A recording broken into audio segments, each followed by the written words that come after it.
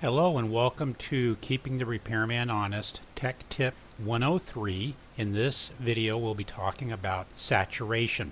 This is a part of a series of videos that we are doing to assist the service technician in properly diagnosing and troubleshooting systems. So what we're going to talk about here is the term saturation, and I want to clarify a couple of terms as we get into this topic.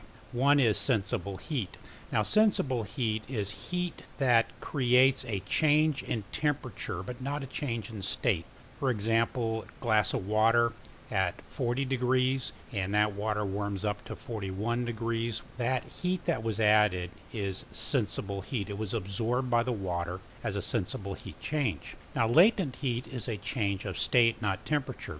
So if you took that glass of water and in the freezer it dropped from 40 degrees to 32 degrees, that would be a sensible heat change. We removed heat as sensible heat, which dropped the temperature from 40 to 32 degrees. Now we're at 32 degree water. The heat that we're going to remove to change it from a liquid to a solid is latent heat, a change in state but not a change in temperature. So we would have 32 degree water, we remove the latent heat, and then we would have ice that is at 32 degrees. Saturation temperature is a term that we use to identify that temperature, which correlates with a pressure, is this change of state phase. A pot of water on a stove at sea level, water to 212 degrees, that's its saturation temperature. At that point, it's going to absorb the heat as latent heat, which is going to create a change of state, not temperature. It's going to boil it at 212 degrees.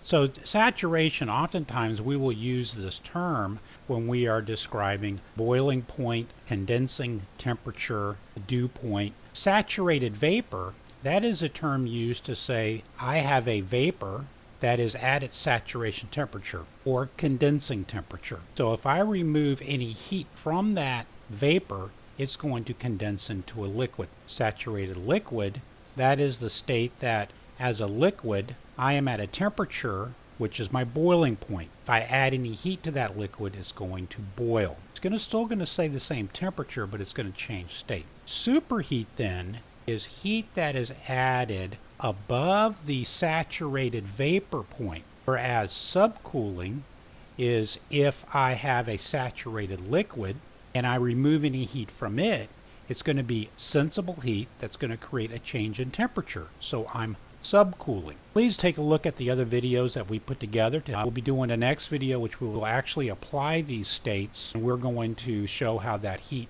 flow changes throughout the system. So thank you very much.